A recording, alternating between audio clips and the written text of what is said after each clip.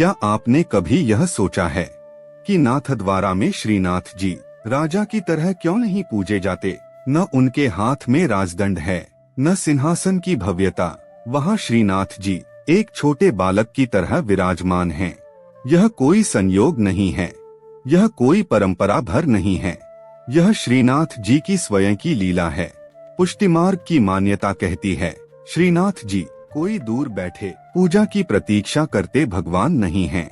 वे गिरिराज के पास खेलते हुए बालकृष्ण हैं। इसीलिए नाथद्वारा में भगवान की पूजा नहीं होती, वहाँ भगवान की सेवा होती है। सुबह श्रीनाथ जी को धीरे धीरे जगाया जाता है, मानो कोई माँ अपने लाडले को जगा रही हो। उन्हें स्नान कराया जाता है, स्वच्छ वस्त्र पहनाए जाते हैं, फिर स्वादिष्ट भोग अर्पित किया जाता है। यह सब इसलिए नहीं कि भगवान को भूख लगती है, बल्कि इसलिए कि भगवान ने भक्तों को मां बाप बनने का अधिकार दिया है। पुष्टि मार्ग का सिद्धांत है, भगवान से कुछ मांगना सच्ची भक्ति नहीं है, भगवान को कुछ देना यही भक्ति का सर्वोच्च रूप है। नाथद्वारा में भक्त यह नहीं पूछता मुझे क्या मिलेगा, वह पूछता है आज मेरे लाला ने क्या खाया, आज मेरे लाला को ठंड तो नहीं लगी, आज मेरे लाला प्रसन्न तो हैं।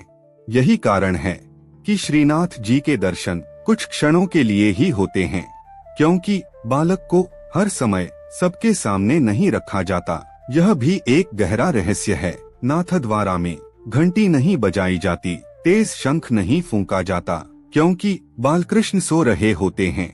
यहाँ भगवान को जगाया नहीं जाता, यहाँ भगवान को सहेजा जाता है।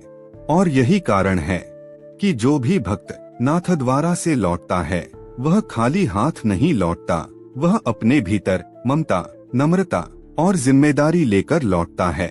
श्रीनाथ जी की यह लीला हमें एक बहुत गहरी सीख देती है। जब भगवान को अपना बच्चा मान लिया जाए तो डर, लालच और स्वार्थ अपने आप समाप्त हो जाते हैं। नाथद्वारा में भगवान बड़े नहीं होते, वहाँ भक्त बड़े हो जाते हैं।